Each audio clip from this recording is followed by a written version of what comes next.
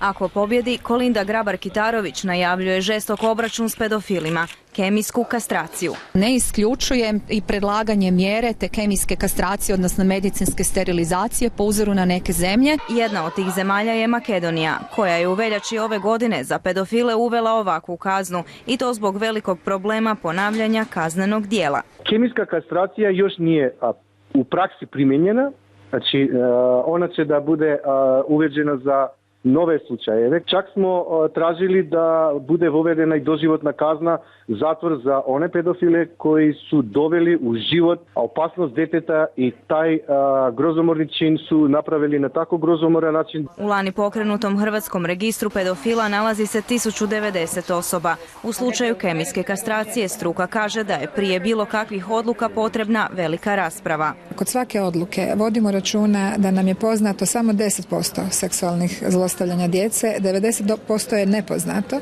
i to je zapravo skupina na koju trebaju biti usmjerene naše preventivne aktivnosti.